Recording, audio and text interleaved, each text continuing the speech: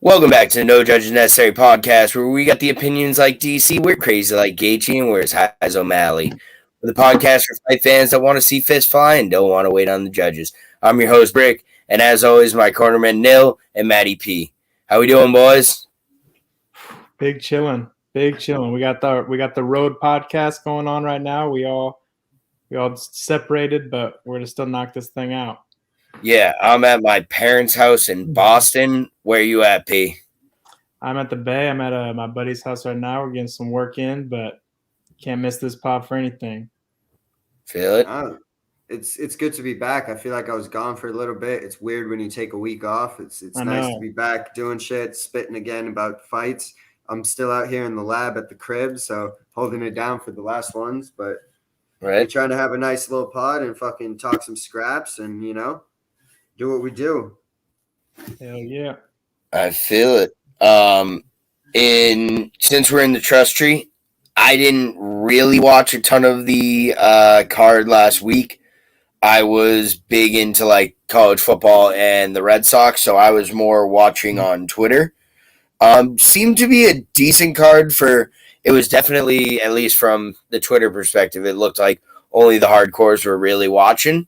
But anything that really stuck out, I saw there was definitely some shit going on with the main event there. I was money on my picks, by the way. I think I got Landwehr. We were over Beans. I saw that. Yeah, Beans won, Fierro won, Miller won, Arlovsky won, and then the drama, the theatrical, as I would say, about Ladd and Dumont. The fight sucked. To be honest, the fight big sucked, fam. The fight sucked. It should not have been the main event, but I guess, when you put crazy ass pay-per-views together like the UFC has or is going to in the next few months, we got to take a couple of these on the chin. But the big drama show was Aspen Ladd's coach, which I think is actually her boyfriend or husband or fiance or something. And he was just, you feel me? He was giving it to her. He was getting frustrated. You could tell. Because she wasn't doing anything that he was talking about. And he was like telling her, like, what the fuck are you doing? You're like, you just don't, you look stupid out there. Yeah, I don't know. There was a couple little comments that people didn't like or something. But I didn't think it was that bad, to be honest. I've heard way worse from other coaches I've had. Yeah. I saw the reactions on Twitter. Obviously, the one that went uber viral was Misha Tate just saying that's straight up abuse. Like, what the fuck? So that was kind of where I saw it. I saw the clip. It definitely seemed weird, but I did my research on it. And like you said, I think they're in some sort of relationship. So, that probably has something to do with how they talk to her. And when I was doing the research, you look back at it, I'd have to look up who she was fighting. But I believe it was Aspen Ladd's last fight or second to last fight where everyone was this guy. Huh? Third round against Kunitskaya. She was going down heavy. Going into the Kunitskaya round, and he was like, you gotta fucking go. Let's fucking do this, all this shit. And she went out and knocked her out, and everyone was like, oh, this coach is the man. Exactly. Now, so if she would have won, then nobody would have said shit. But if she reacts in the first 5 seconds like she did in the Kunitskaya fight, I don't know. Is the narrative different? Bro, it's like, this is the business we're in, Like, this isn't the prettiest sport. This isn't like, there's no like suit way to go about it. There's no written rules. Like, there's no custom code. Each fighter is going to be different. I want pure honesty. If I get my ass whooped and you're in my corner, I want you to be like, no, you're down fucking 10-7. You got smoked. Like that. Some people need that honesty. And you know what? It didn't work in this fight. I could see it work in other times. I wonder if she just felt the pressure of the main event. Like, I was playing FIFA the entire time in this main event, and there was not one reason to look up. There really wasn't. Yeah. And that's how it just wasn't great. And maybe she felt the pressure that after 3 shit rounds, you're like, damn, main event, like the nerves are kicking in, something happens, and you just can't go. You can't get off your shots. Coach was more entertaining than the fight.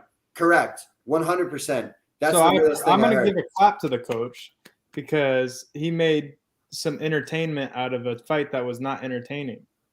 Correct. Yeah. I also got to say real quick, I want to give a shout out to fucking Anthony Gonzalez on this card. He got his shit rocked And we were like, who the fuck is Anthony Gonzalez? And he then goes on Twitter and goes, I'm Anthony Gonzalez. I got rocked. Like, on to the next one. And I instantly thought of the pod and was like, we have to. Like, that's why I tweeted at him with the eyeballs. Right. I was like, that's what I thought of. Correct you. I think his name is Eric. It's Eric. It's not Anthony. All right, whatever. But props to you, man. Yeah, props out to whatever Gonzalez. Oh man, but the fight I missed, bro. I did miss the Arlovsky fight. I missed the Arlovsky Felipe fight. I forgot. I think I don't remember what I was doing. I might have been taking a dump or something. But that fight, I had heard that Felipe got robbed a little bit, so I got to go back and watch that one. I thought Arlovsky would win. Thought he'd pick him apart, but yeah, I mean, besides that, I think we were all right on the Furo. How do you say her? Okay, Furo. Marion Furo. We were right about her. She definitely won that fight. And then the Nate the Train or whatever, what was his nickname? Nate Landwehr. Frank Chin, bro. I love this dude, man. I don't know. I could watch him fight every day.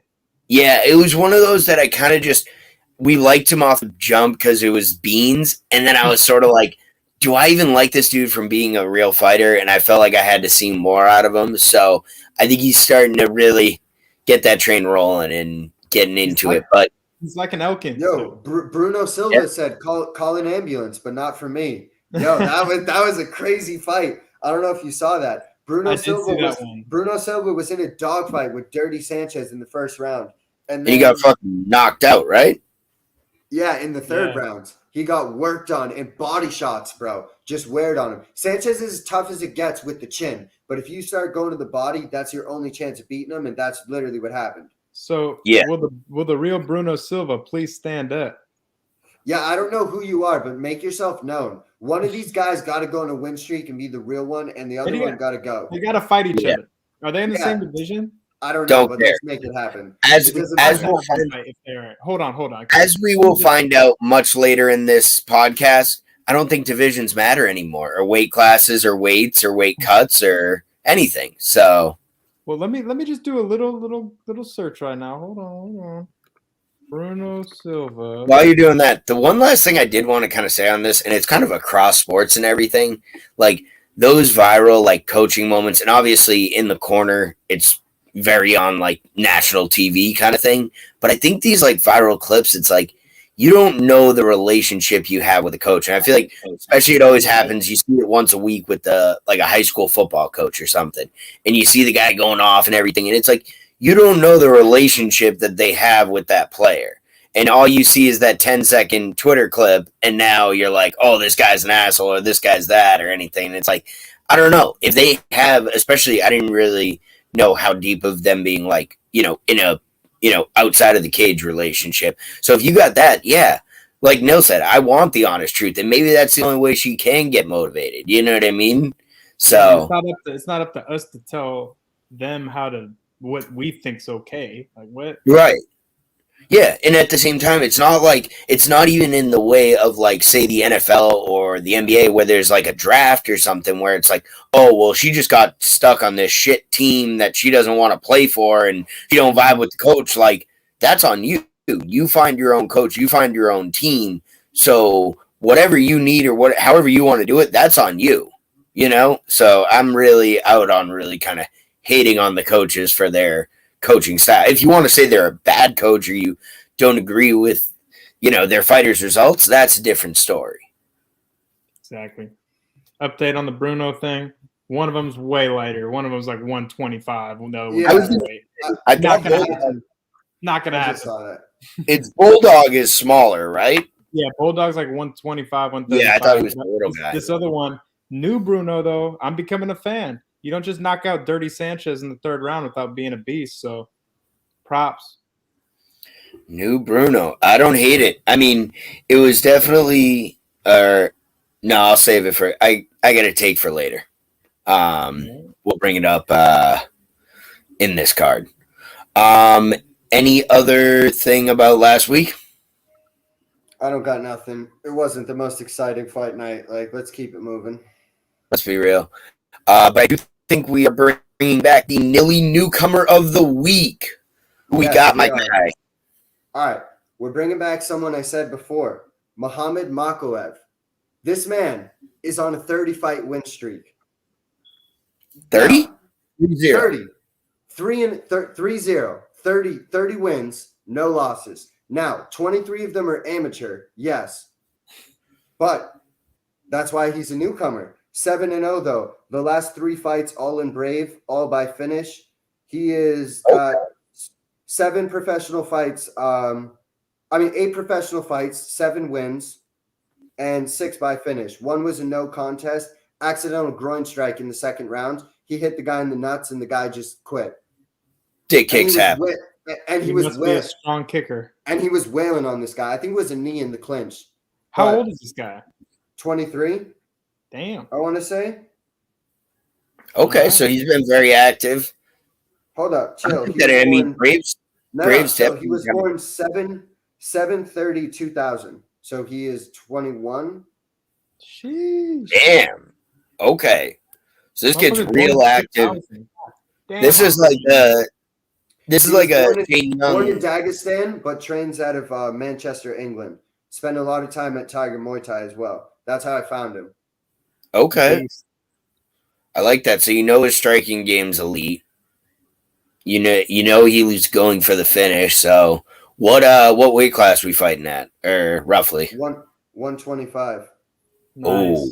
I always love those Tiger Muay Thai, Petr Yan, like just give me these small dudes who just hit with baseball bats. And I want to say he fought at like 130 on like amateur and like random weights like that.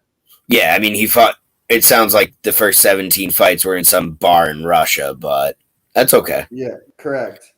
Yeah, but I mean Brave's been a breeding ground for talent. So the fact that he's getting in there and kind of like our boy Patty, like he's putting in his time and he's getting his licks and he's getting his experience. So when he shows up, he's ready. So I'm ready for him. This. 30 fights in a row. I mean, amateur, pro. Yeah, I don't care give a fuck. Who or what. If they were back alley fucking parking, they're fourth graders. 30 is a lot. That's a lot of fourth graders. All right. Any MMA news we got? Speaking of Patty, have you been seeing his back and forth with Terrence McKinney? Yep. Yeah, what's going on there exactly? They've just been talking a bunch of trash back and forth. Patty's been calling him an absolute sausage and making fun of him for not being able to talk trash, and then saying like, the best news you're getting is even talking to me right now. And Terrence McKinney's like, bro, you just got rocked by Luigi. Like, I'll fuck you up. And it's a good back and forth. I've been enjoying it. They're both at 50. McKinney's at 55, right? It would be a great fight. I would love to see it. You know what? Then I won't hold my take that I was going to have before. My hot take hopefully the timeline's tough because of the careers and COVID, but I think within the next 3 years, we're going to get a top 10 matchup between Patty the Batty and Mason Jones at the O2 in London. I don't see it. I don't think they'll put the Brits against each other like that. He's Welsh. Mason Jones is Welsh. So you got the fucking Scouser versus the Welshman. And all the fuckers in London will bigger ceiling than Patty, to be honest. And I know you're a big Patty guy, but Jones is a motherfucker, man. That's what I'm talking about. I think both of those guys are going to skyrocket in this division, and I think they're on an absolute collision course. And I hope that fight's in the UK because they deserve that. No. And you know who else? Slow your roll. Mentioned Patty? Jones. Alex Hernandez said he's open for a Patty fight. That gets Patty close. I feel it.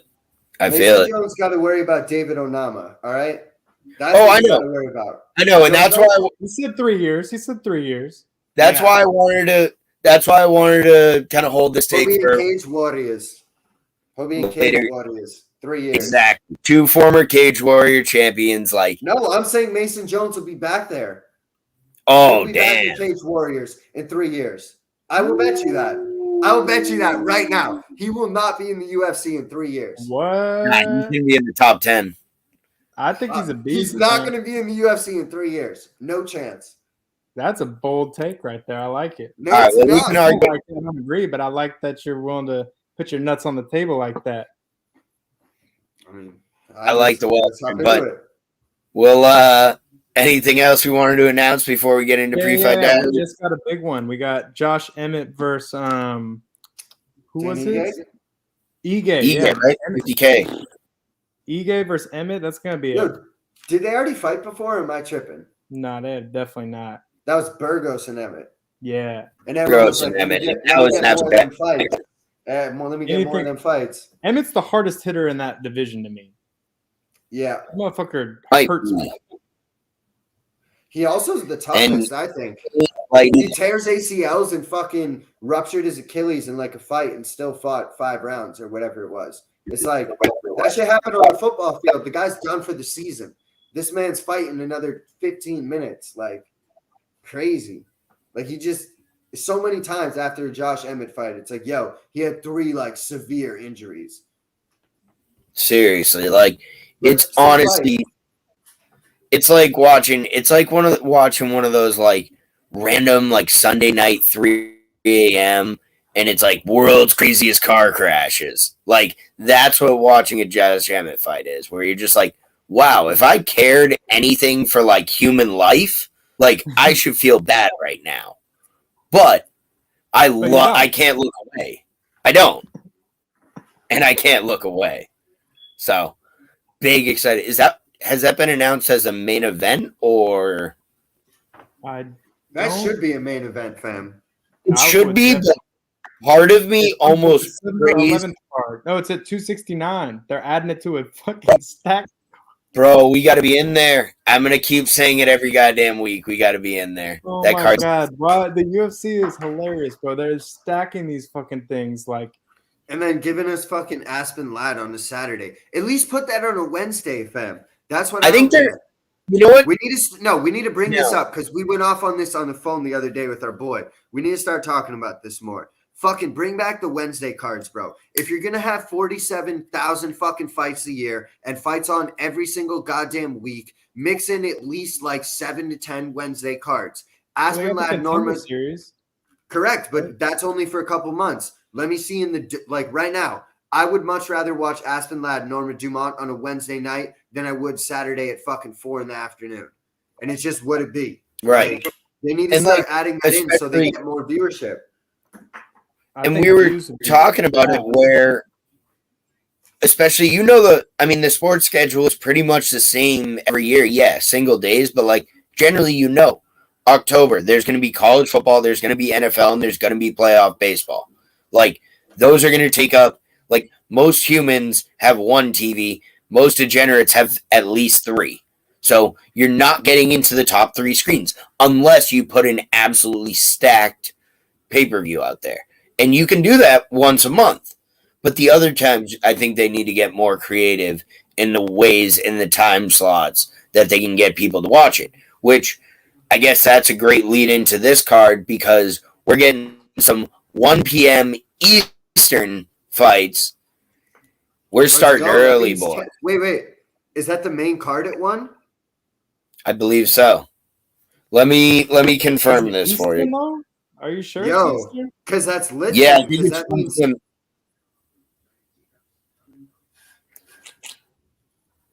no, 1 p.m. Eastern prelim, 4 p.m. Eastern. Yeah, it starts. Yeah, I think the event starts at 1 p.m.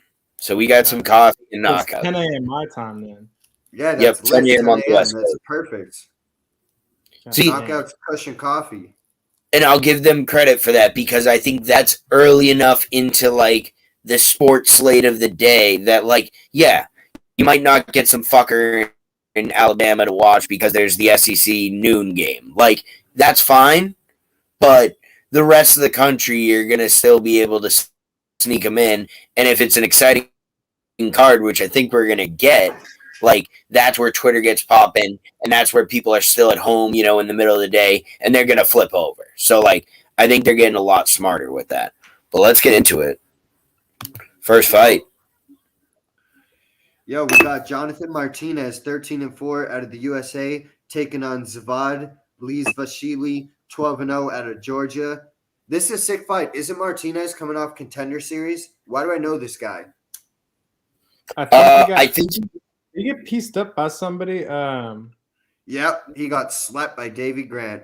That's who it is. But Yep. he looked good. He looked good for a while. He was whooping Davy Grant that first round, and then Davy Grant came with that left and what? Yeah, I'm taking Yeah, the and he Georgian that I can't pronounce all day dude, long. I'm never going against the name like that. All day long. Zvad Lazvishvili. I can't even pronounce Yeah. it. 12-0 out of Georgia. Not even thinking twice on this fight. There's multiple Z's. Dude's going to sleep. The other guy. Yeah. 100%. Yeah, Next and I mean, fight, I think or that Jonathan like- Martinez could be eventually. He is what I think is honestly. I think he's a perfect example of what we always talk about, where he's the guy who should have gone Cage Warriors or Brave. I know you came in at like 12-4 or so, but he just looks like he needs to learn exactly what his game is. Because, like you said, in rounds, in moments, he looks good, but it's just not all there, you know? And I think on the long haul of his UFC career, I could absolutely see him being a guy where he might get cut soon, but in like 2 or 3 years, he's back and we're like, hopefully on episode like 400 of the podcast, and we're like, yo, you remember Jonathan Martinez? You know what? Fuck y'all. I'm going with Martinez. I'm changing my mind. And you're getting that. plus 112. Let's go. Come Minus on, Martinez. 139 on Lazavishvili. So this is actually much closer on the odds. I guess Vegas doesn't know much about Ziviad, but they're keeping it close because probably the same thing that we're thinking. We're just like, Juicy is probably a decent fighter. Yeah, no. I would have him as a slight favorite. That seems like a fair margin, to be honest. Maybe And like he just 20, stepped in 30 on points 3 days up. notice But to fight him. Yeah. Ooh. Side factor. Don't hate it. Next fight. We got Lavina Souza, 14-3 out of Brazil, taking on Randa Marcos, 10-11-1 out of Canada in the female 115 division. Yo, let's be real. I'm out. Let's be real. I'm out. What are we doing? This is Weighing it up, right? 14-3 right? versus 10-11. What in I'm the never fuck? betting against Marcos again. Who put this bro. fight together? Who put this fight together? Someone phone up. Someone ring me Sean Shelby or Mick Maynard because I got issues. What are we doing? Bro, I guarantee You want to know the honest thing? You want to know the honest thing? Is that Liviana Souza is a pretty exciting prospect. They want to give her a name, and Randa Marcos probably called Sean Shelby, had one fight left on her contract, and said, I want a retirement fight. And they go, here you go. Bro, I'm telling you right now. Bro, now, Randa Marcos ain't a name. She's 10-11. Yeah, She's but 10-11. she's fought. She was a pioneer of this division. She's fought literally almost every single person. Yeah. Like, Bro, when you talk about women's pioneer, she's been around since like the 1800s. I've seen her fight. No, I agree with it, but it's just like this doesn't. I know she started fighting on Oregon Trail, but yeah, bro.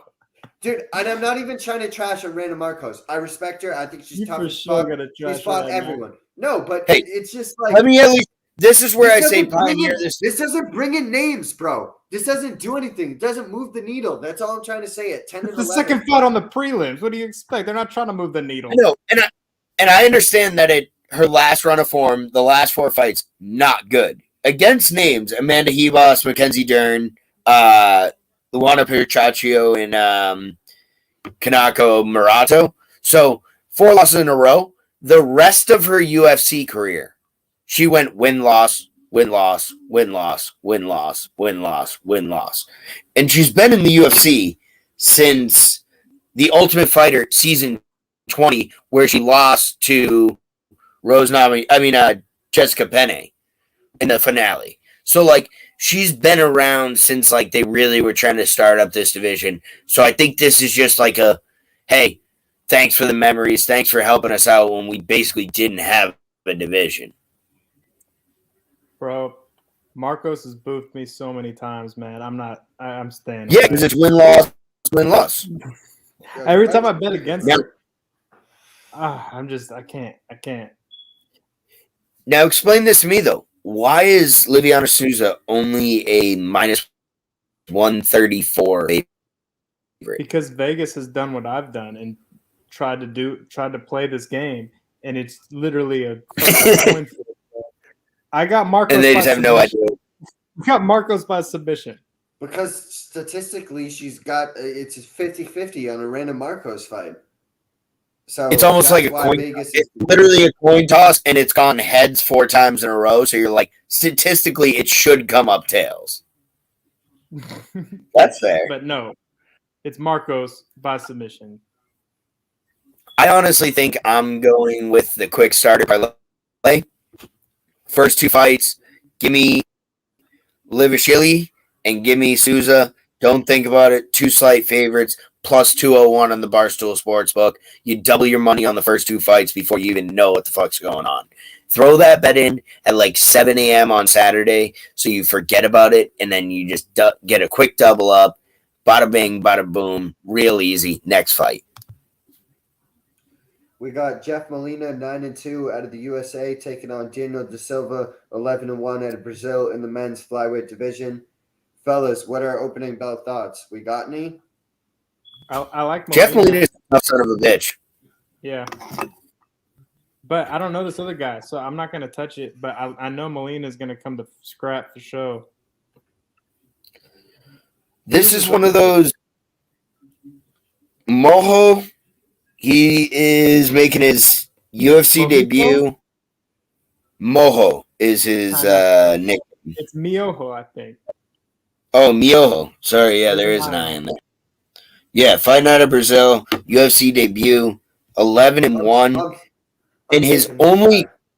Yeah, I was like, actually, this guy by decision. Because his only loss was an injury. A shoulder injury in the 3rd round. So he just couldn't finish the fight because he blew out his shoulder. So this guy's basically an undefeated fighter coming out of Brazil. And clearly Sean Shelby and them see something out of him if they're giving him a tough matchup like a Jeff Molina right off the jump. Obviously, I'm not saying Jeff Molina is like the biggest name in the world, but he's a decent fighter. So I actually think I'm leaning to Silva. And if I had to pick which way, give me by decision. I really think this is going the distance. And Lacerda by decision. Molina's finishing this guy. He's coming up Dana White Contender Series. He's been fighting killers. This dude's been fighting random dudes in Brazil. Yeah, and some of these names sound like absolute killers. I like doing this now. Looking at the names of the people that these guys have beat. Augusto Cesar da Silva smashed him. Emerson Galdino smashed him. Humberto Rangel smashed him. Like, those dudes sound like killers. And my man's Mohijo over here smashed all of them. I'm picking this guy all day, Daniel Da Silva. Yeah, that might be like one of my props of the day. Da Silva by decision plus 450. And just so I'll be fair, if you want your Jeff Molina inside the distance by finish, plus 275. So, good way to juice a little bit of a favorite there. Next fight, what do we got? We got Kama the Death Star Worthy, 16-8 out of the USA. Damn, he got 8 losses. In the lightweight division, taking on Jai Herbert, 10-3 out of the UK. Isn't Jai Herbert the Black Country? Yep, the Black Country banger. Hey, I'm calling him Herbert. Is it Herbert? It might be. I don't know. I'm calling him Herbert. And Karma ain't losing. We call him Jai Herbert. Karma ain't losing to a guy named Herbert. Jai Say Herbert. that again, Matty P? Huh? Say that again? I said Karma Worthy ain't losing to some guy named Herbert. Yeah, he is. Why is everyone hype on Karma Worthy? What'd he do? I think he beat Pena. I think that was the one that really intrigued me. He's lost his last 2 though. He got knocked out both of them, so I think he's due for a dub. Yeah, he beat Devonta Smith. He knocked out Devonta Smith, and that was where everyone was kind of like, "Okay, what's up?" Then he got Luis Pena, knocked his ass out, or Geek Choke actually, which was from your mic's really tripping, Rick. My mic's bad. Yeah, at least on my end, it's like horrible right now.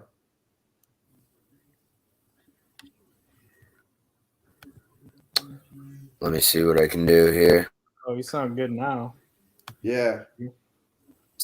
That's better? Okay. Yeah. All right.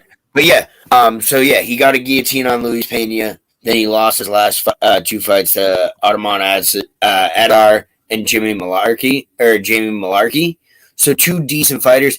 I think this is a perfect like prove if you're real, kind of fight where it's almost like it's sort of like the Tennessee Titans and like the Cleveland Browns, where it's like, yeah, both of y'all are solid, but I don't know if you're really real, So show me. Yeah, and Herbert just lost his last two, but they were to Moicano and Francisco Trinaldo, who's also on this card. Two losses not to be ashamed of. So both coming off 2 L's. That's why I kind of love this fight, because both of these guys have knockout power. Both of them have some skills, but both have lost to like decent fighters. But at the end of the day, if you want to belong in the UFC, at some point you can't just be like, well, you got good losses. You know what I mean? Like at some point, we're keeping him around to get his ass beat.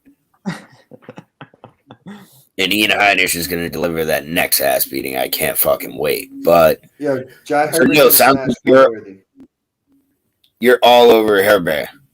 Yes. Yeah, I mean, Jai's getting a minus 182. It's not that I'm all in on Jai Herbert. It's I just think I'm more out on Kama Worthy, and I'm not even trying to rash Worthy. I just don't. I think they're about the same, and I'm leaning Herbert. Like, yeah, I'm not too confident. I just like to make fun of a name like Herbert. That's fair. Wow, this fight not to go the distance, minus 278.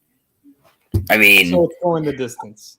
I almost want to take the plus 200 of this going the distance. Now it's going the distance.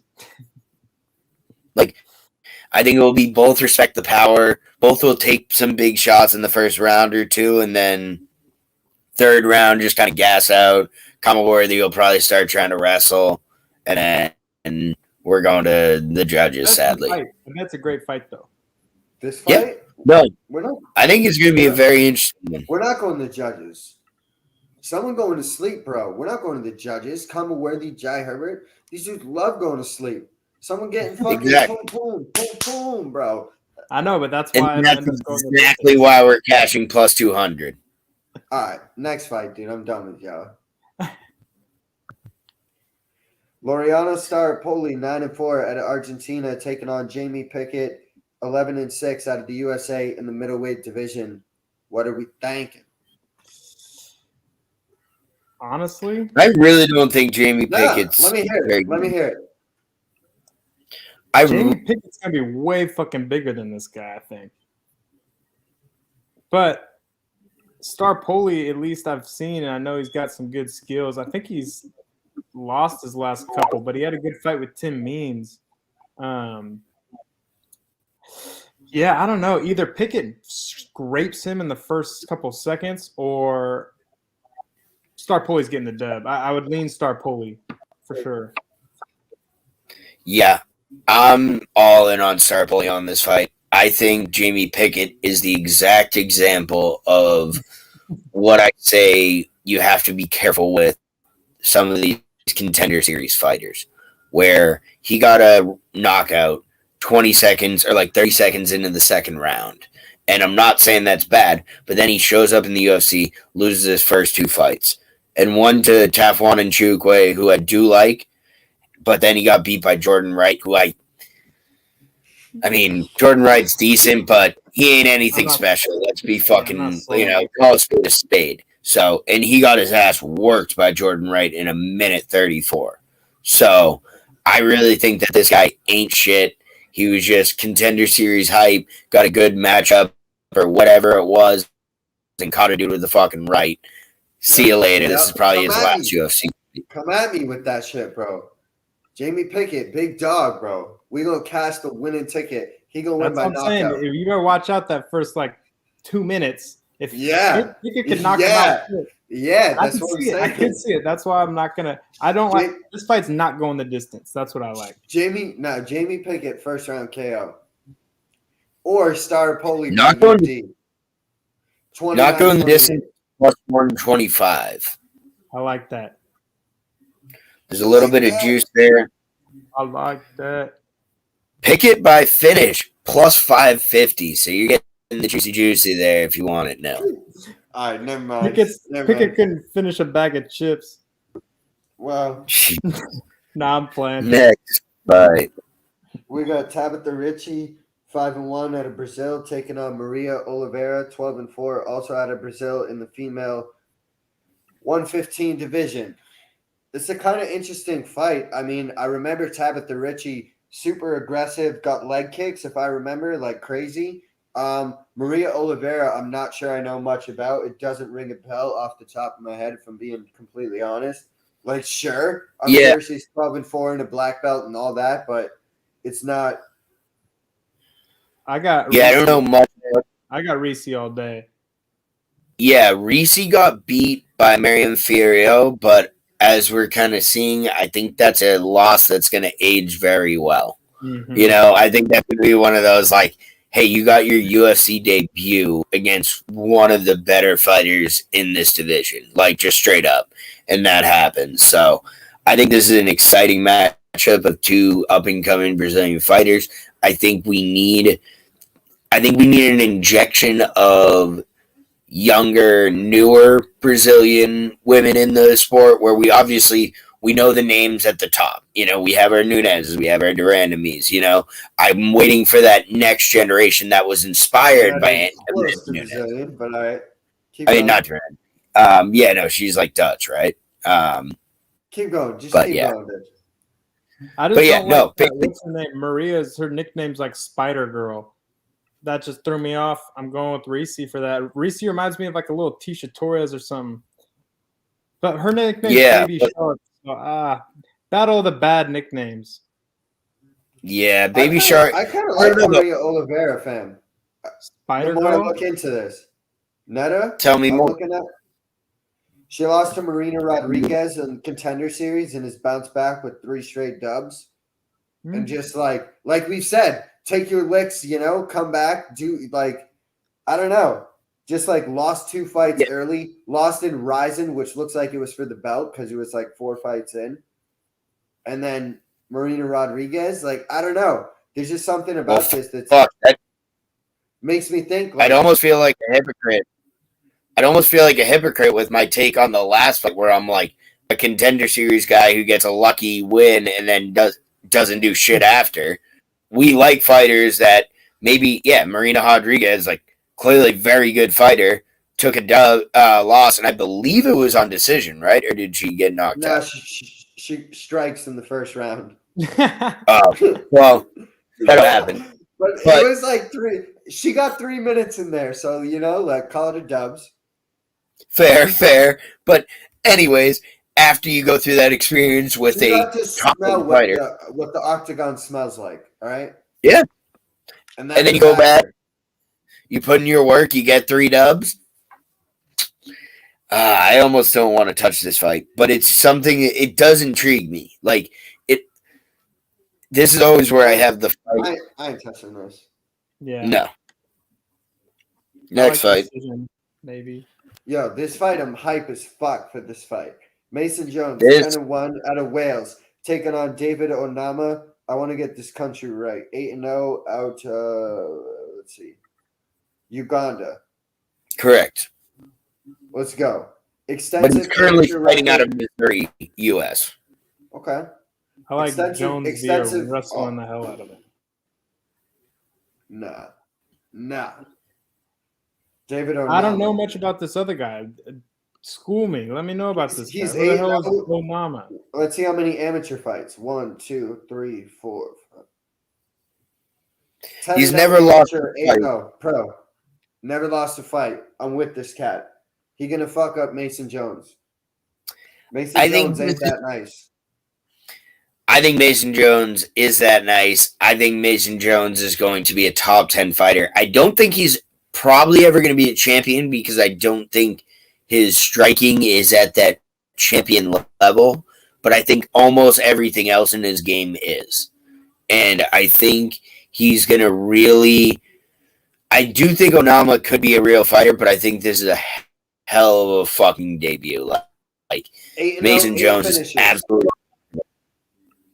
I got Onama all day. Keep the train rolling. Another finish. Mason Jones going to be too aggressive, think this cat ain't shit, and fucking fall right into a guillotine or some lazy shit. Bam. Sync it up. Finish. I will say, I'm not as confident now that I looked up the odds.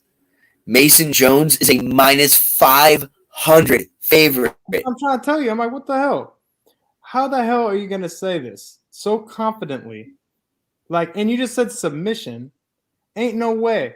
If anything, Mason's getting a submission. If not, David's going to send him to the Shadow Realm in the first minute. But besides that, if it gets past that first couple, he gets hit a couple times, his chin gets tested a little bit, Mason Jones is going to take this to the bank, man.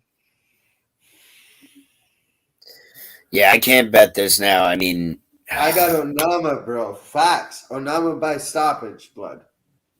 Damn. I'd have to check those odds for you. What? At the moment, they don't even have other props on it. Vegas doesn't even see it as an option. It's like that for me, yo. You'll take plus 350 on the money line. Next fight. Fucking hell. All right, sorry. I got carried away there.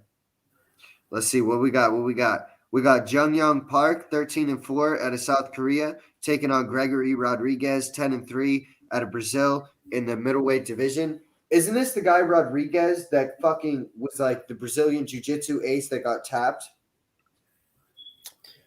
I believe so. Let me No, check. it's not. It's not. Yeah. That was the guy who lost to Fluffy Hernandez. This is RoboCop.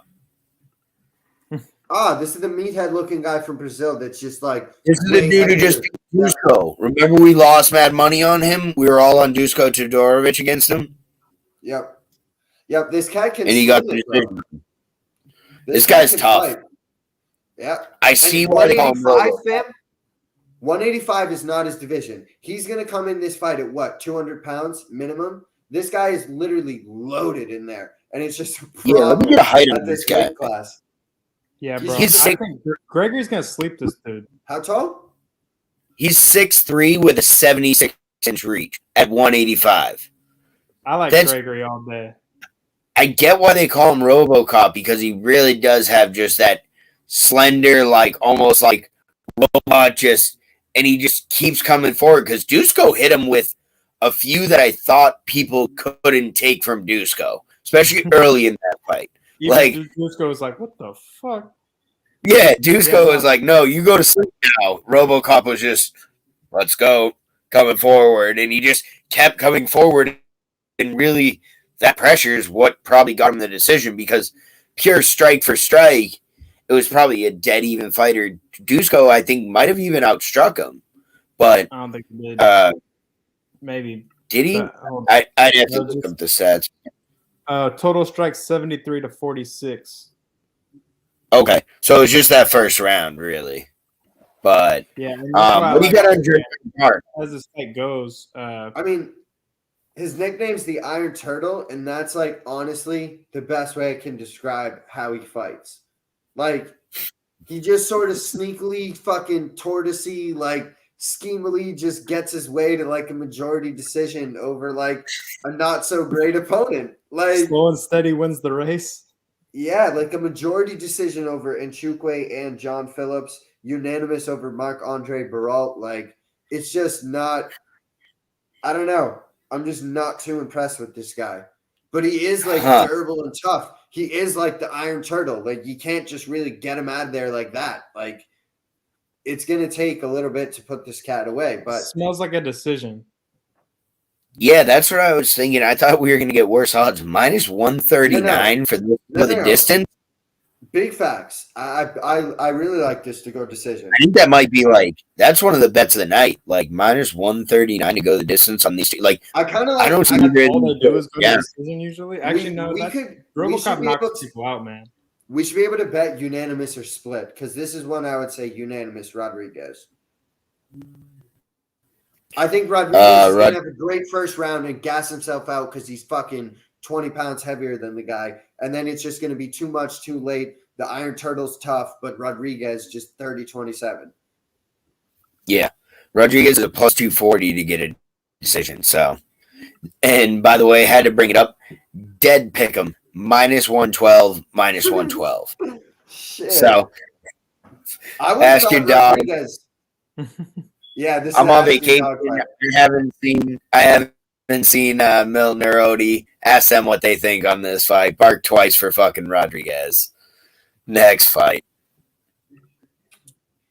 We got Nick Nagumuranu, 10-1 out of, I don't know this country. Hold on. I believe it. Is it Romania? Yeah, out of Romania. He has taken on Ike Villanueva, 18-12 out of the USA in the light heavyweight division. Fellas, I got to be honest. I can't believe this fight's happening. I got this guy Nick by an absolute landslide. Yeah.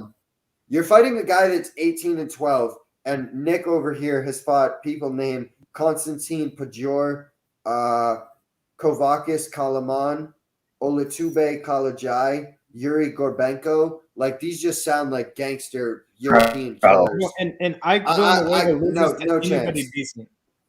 No chance. Anybody decent. So I agree. If Nick has a strong heartbeat, I'm pretty sure he wins this fight.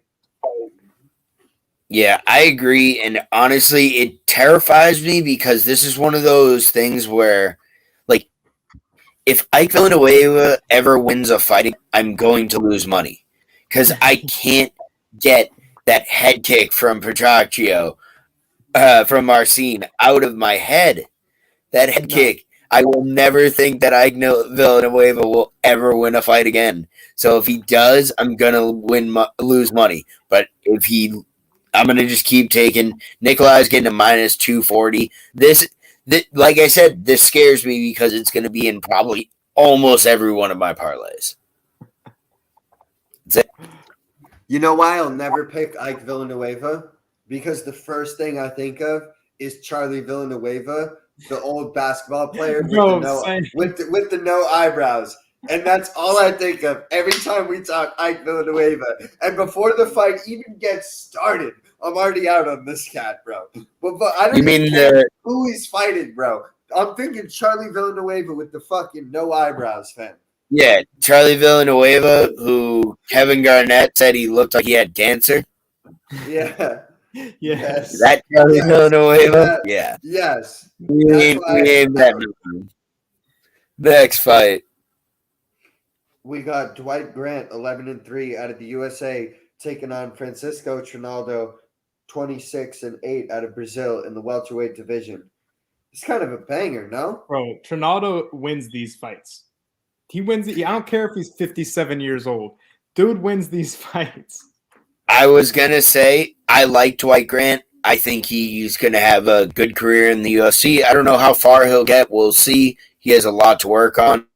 This is going to be a great lesson for him. Yes, exactly. It's going to be a loss, but it's going to be a very good lesson for him. And it will project his career, and he'll learn some things. And Francisco will take him out to the barbecue on Sunday. He'll bring him out with all his Brazilians, and he'll teach him. He'll finish off that lesson, and Dwight will be better for it. But he ain't winning this fight. Mm-mm. Yeah, I mean, you got Dwight. Trinaldo's beat guys like Paul Felder, Yancy Medeiros, Jim Miller. Who else on this list? Bobby Green. He beats solid guys. He's a hard night out for anybody. If Dwight Grant doesn't sleep him quick, which I don't think he does, I think he's in for a rough time with my guy Francisco, who's just like a kind of a mini Yoel to me. Yeah. Slightly less power and just a little more like tactical almost. Just like he's like shredded still, and he's like 50, and it's like you're still winning, and it's confusing, and he's Brazilian, even though he's Cuban, whatever. But he really only got 8 losses. Like It's not like one of those like, oh, he's been around forever. He's got 17 losses. Like He's been in the UFC 26 since and 8 ain't no 2012. joke. Since I graduated high school, this motherfucker has been in the UFC. That's gross. Mm-hmm. Gross. But I think Dwight Grant's no easy out. It's no like easy night. No, in the no. office. Like I said, like big respect for Dwight Grant. I can't wait for the rest of his career. He just got to take this lesson. It is what it I be. just feel like I can't take Francisco Trinaldo serious. I feel like he belongs in like history book somewhere. And that's why he beats everybody, because nobody takes I feel like him he's like a 1985 explorer or like a 1785 explorer for like the fucking Spanish Army. No, And I just exactly can't take him who he is. serious. He's like a Yeah, when I play Civilization and I go to pick a nation, I expect Francisco Trinaldo to be like the guy like representing like Brazil or like Spain. I just can't take him serious. That Yeah. seems like you take him pretty seriously if you think he's going to be ruler of a nation. But yeah. I don't know. I just can't take him serious in this fighting show. How I picture Francisco Trinaldo is like he's like the Brazilian version of like that Clint Eastwood type character that's in the bar that's just kind of sitting alone. No one's really talking to him, and then But a nobody couple ever young knows kids how to start fuck him. some young kids start fucking about at the other table, and he gets up and has that badass one liner. Chicken mouth. He's Yep. like, Y'all kids don't want to talk to that woman like that or some shit, and then just beats their ass, teaches them a lesson, and goes on his business. Like that's kind of Trinaldo to me. Wow. well, It's we've like that. described him in many ways. All right, next fight. We got Alex Bruce Leroy Caceres, 18-12 out of the USA and Fight Night at the Valley, taking on Sungwoo Choi, 10-3 out of South Korea in the featherweight division. This is an absolute shit show of a fight. I have no clue what to think.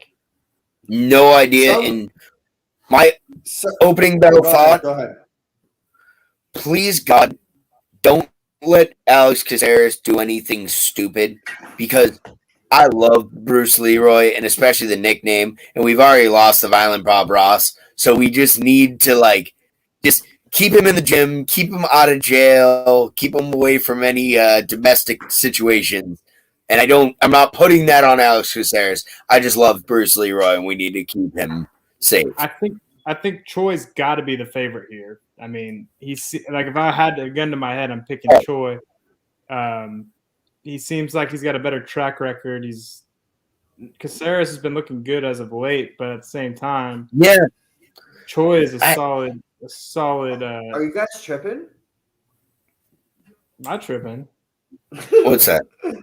I'm taking fucking Caceres in a landslide. I'm taking this cat all day long. Yeah, but you also took the. Now, do you guys want to hear the odds first? Yeah. Minus 286 favorite, plus 220 on Bruce Leroy. I'm telling you, man, Choi's got to be. Is there something I'm not? Is there something I'm missing here? I'm kind of with you, Neil. I didn't think he was going to be the favorite. I didn't think he was going to be the favorite, but I thought it was going to be closer. Oh, I knew Choi was going to be a pick. Who's he fought? He's beaten some good guys. He beat Julian Erosa. He beat Yusuf Zalal. He beat this guy I don't really know. He lost to Galvin Turner and he lost to Mozvar Ivalov, but in decisions. Or he lost to Gavin Tucker by submission. But these motherfuckers can fight, man. Anytime I see a Choi, I know that motherfucker can fight. That's fair. Yeah. That's more than fair. Bruce Leroy, it's weird because he's on a 4-fight win streak. He hasn't really gotten ever like that big name. You know, he'll get a Chase. You know, Chase Hooper was kind of a quote unquote big fight because it was, you know, a new prospect or whatever. But like, I don't know. I want to see.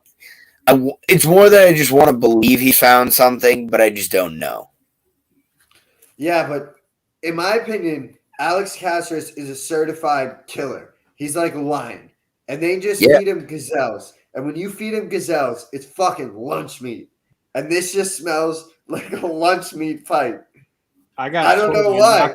Choi by knockout in the first round. I don't know, dude. I feel Caceres been in the UFC a long time. My lock. Oh, it's not my lock. Yikes. Okay. I don't know. There's just I something do like telling Choi me. by knockout. I think because Alex 4 wins in a row. It's impressive, but I don't see 5. I'm gonna be if we're gonna be That's a good perfect. point. That's a good point. Yeah. I didn't think of that. Yeah, Bruce Leroy at 18-3 does kind of sound fair, but if I'm gonna be perfectly real, the two factors of how I'm gonna bet this fight is how do I do on the earlier card and how drunk am I?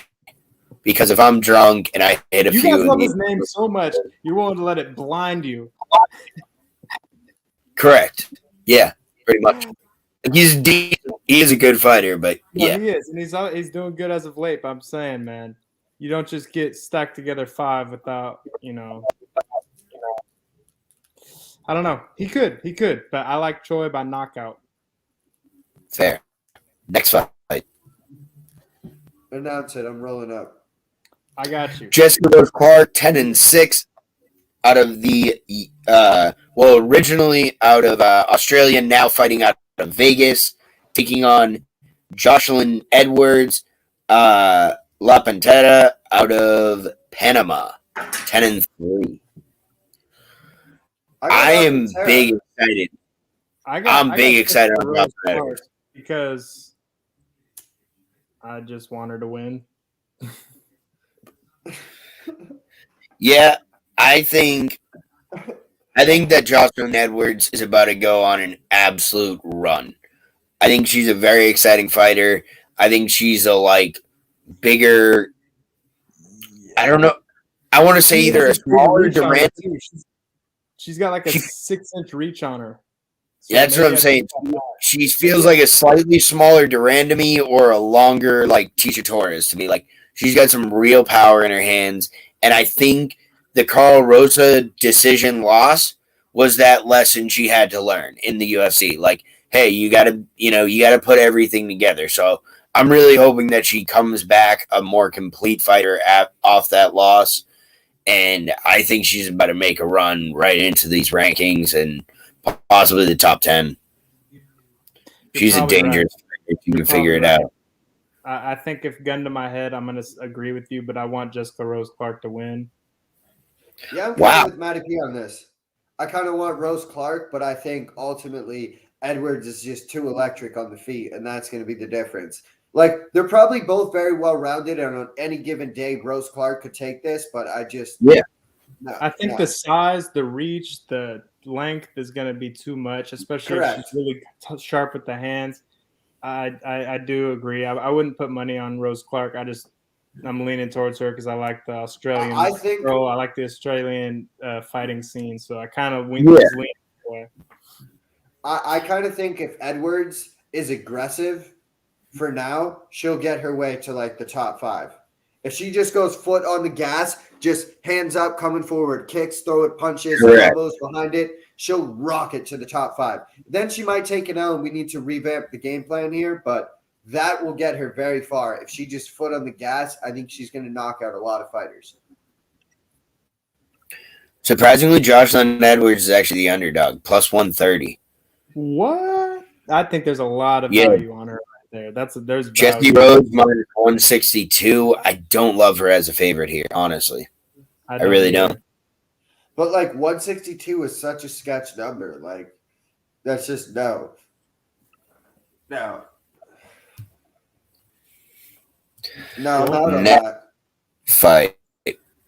We got the co-main event.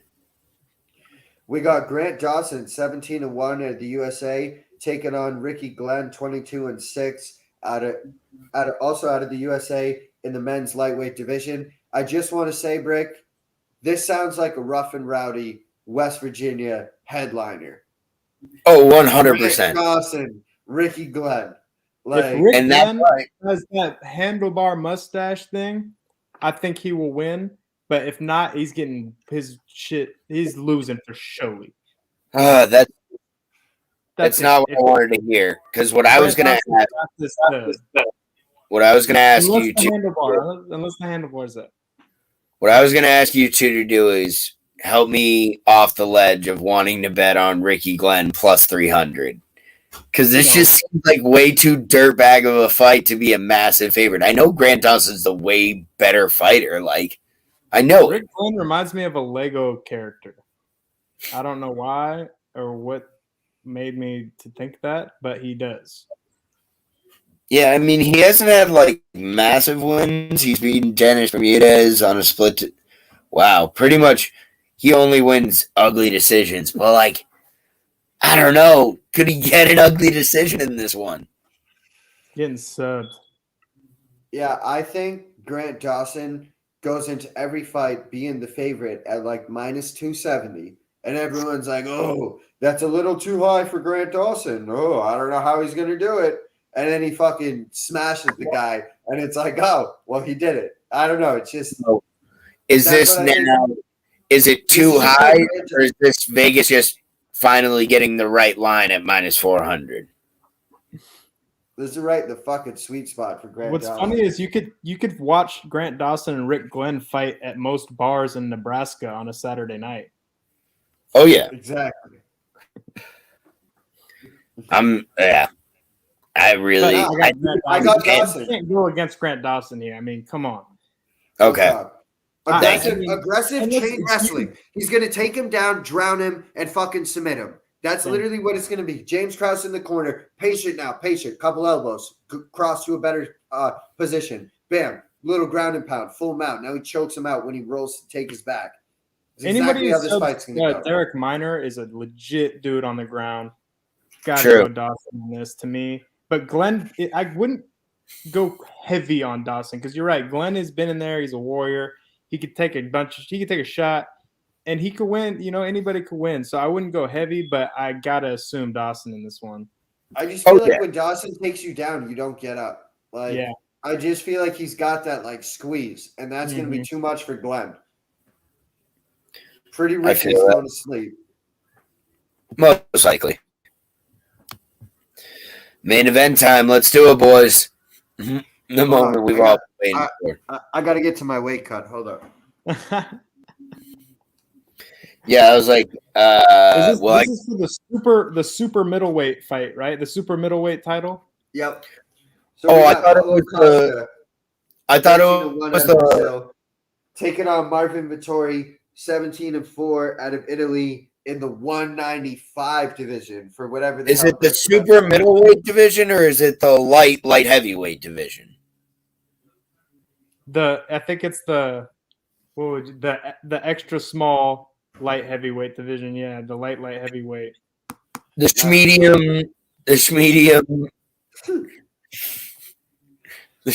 You can't call Paulo Costa schmedium. Dude is fucking. If he wasn't so hilarious, I would be mad at him. I'm pissed, bro. What are you doing? He's hilarious. Do you not? You don't make the rules. Yeah, fuck him, dude. This guy, bro. He thinks he can sign a contract to fight at 85, show up at 230 pounds and be like, oh, by the way, let's just make it 195. He just did all three of those things. Correct. What? Yo, honestly. What a sick fuck. No disrespect. He's got to give a big thanks to Grant Dawson and Ricky Glenn. Because if there was a better co-main event, Dana White would have absolutely told him to go fuck himself. And if it wasn't on the back of the Aspen Ladd fight last week, bro. Yeah, he was like, we need this fight to go off. We need this fight card. I don't care if y'all fight at fucking 250. I don't care if you show up with a McDouble in your hand. Just fucking get in that goddamn ring.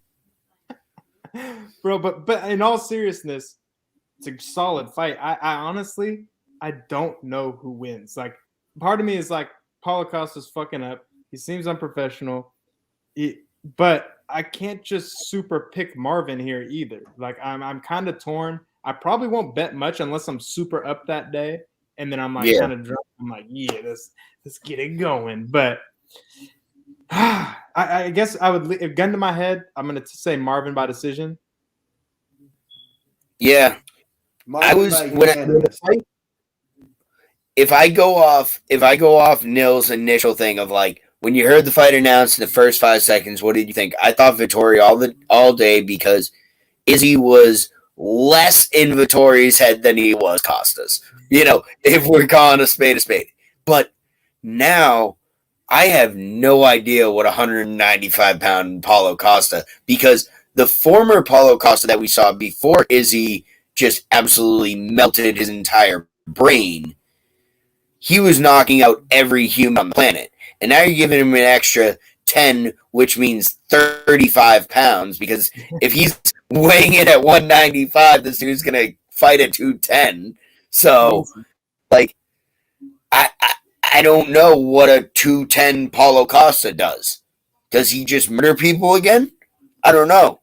I don't think so. I don't think he's that good. I really don't.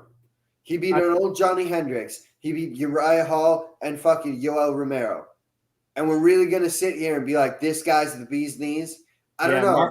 Not calling it. Marvin Vettori got unanimous. He's going to drag this into the 3rd, the 4th, and the 5th rounds and fucking tire him out and take his ass down. The first 2, he's got to be careful as fuck, get on his bike, avoid the big shots. But if he can avoid getting knocked out by Izzy, he can probably avoid getting knocked out by Costa. That's what I think. He wrestles too. Could be wrong. Marvin will wrestle him a little bit. But I think that comes later. I think he's got to wait till he's not fresh. He can't shoot early. He's got to try to mix it to the body, get it dirty, and fucking get it to the later rounds. Am I crazy? Am I crazy for this having kind of a MMA version feel of like a Fury Wilder, where I just feel like the mental game has been where Vettori feels a little bit more like Fury, where he doesn't look to be the better fighter, but he's got a little more skill, he's a little more slick, slightly less power, but still some knockout power, and he's winning the mental battle. Where Paulo Costa, he's trying to do all this bullshit, he's trying to make it his game, and he's got a massive right. I can kind of catch you what you're saying. I think, but there's some validity in that. Mental is what you're said that caught my eye, because I think after that loss to Izzy, Costa was undefeated. We haven't seen him bounce back from a loss, and that was an embarrassing loss. Izzy impregnated him after. He came up with all these excuses about the wine, all this shit. I think Marvin Vettori's bounced back from losses. He knows what he's walking into. I don't know. That's what worries me about Costa is he doesn't have that undefeated mentality anymore. How is he going to bounce back now? And bouncing back against a Marvin Vettori is not easy. I just think the stacked chips are in Marvin's hand right now. Yeah, definitely. I mean, and kind of like you said, he seems like a spoiled kid who, all right, he finally gets he finally heard the word no, and now his life is just spiraling out of it. He's drinking, he's fat, he's fucking just out of it. And it's the Italian took a loss. It's my fucking grandmother hit me harder than Izzy. That ain't shit. I'm back. I'm going to trust that bounce back 100%. Loss, to be honest. I thought I won or something. He's like, oh, he wasn't better than me. He just fought scared or something. It was he kind of 45-50'd you almost there, but sure. Yeah. I mean, I'm not saying that Marvin Vettori is mentally sane by any means. No. Any Italian. He's Italian. Come on. He's Italian. Right. Maybe we can't expect this. Right. Is he an Italian or pervert? Italian. No, he's definitely an Italian. Yeah, he's definitely. That's what I thought. Paulo Costa, Italian or pervert? I don't know. That's more debatable. Yeah, that's a little closer. What are the odds? On the fight or the Italian or pervert? The fight is -177 for Marvin Vettori. Paulo Costa coming in at +145. But I will at least, we're all kind of leaning Vettori. Like I said, it does still scare me, where it does seem like the whole world is against Paulo Costa. Everyone's like, fuck him. Dana White is even like, what the fuck? But, we got to do this shit. And couldn't you just see him just, randomly hitting a right? And then everyone's like, oh, because Twitter world would still be mad. they'd be like, "Oh, that's a fake win. You won at 195. That shit shouldn't even count." Like that seems like more of the chaos that almost like I kind of hate you for saying that because you're right. But also, Marvin, I don't think has been knocked out, has he? He's fought Izzy twice, still didn't get knocked out. So he's got a fucking 18-4, 18-4, and 13-2 seems way more realistic than 14-1 and 17-5 when you look at the records. Yeah, he has never been knocked out. Vettori. yeah, and I don't. That's the only way I see Costa winning. I don't see him winning a point battle against Vettori here. No, And I don't see him submitting him. So yeah, I gotta go Vettori here. yeah, Vettori in the later rounds going to bring out the wrestling, really take him down, wear him out, or fucking beat his ass up in the fourth. Yeah, and I think that could be a very dangerous thing for Paulo Costa, and could honestly, I don't want to put this on him because obviously he's still at the top of this division, but like I think it could honestly nearly kill his career when in the first or second round he's gonna catch that right to Marvin Vettori and he doesn't go down. And then he, like Nil said, he's going to get wrestle fucked in the third, fourth, and fifth round. And I think that might just truly break Paulo Costa. Because like P was saying, he kind of went off that undefeated mentality. I have the biggest right. I knock everyone out and stuff. And then when that right doesn't work anymore, and then your fastball can get hit, and you don't have the changeup or the curveball. Like, what do you got? All right, but you know what's going to be hilarious? Whoever loses is going to have the funniest excuse in the world. We know this. Oh, like Twitter notifications after the judge's decision on immediately. Need it. Anything else before we go on this late night on a Thursday? Vettori 10-8, fourth round. So he 10-8, wins the fourth round? He wins the fourth round, 10-8. Dominate. So you're going to say he's going to dominate the fourth round, and that will end the fight with the decision in. So they're just going to not even give him a fifth round because he won the fourth round by 10-8? No, it's going to be he's going to win on the scorecards fucking 50-44. Oh, so Marvin's just going to watch him. Damn, all 5 rounds. You're not even going to give him a round to Costa. No. That's rough. 50-44, Marvin Vettori. Lock it in.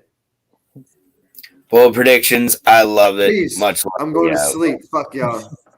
All right, y'all. Peace.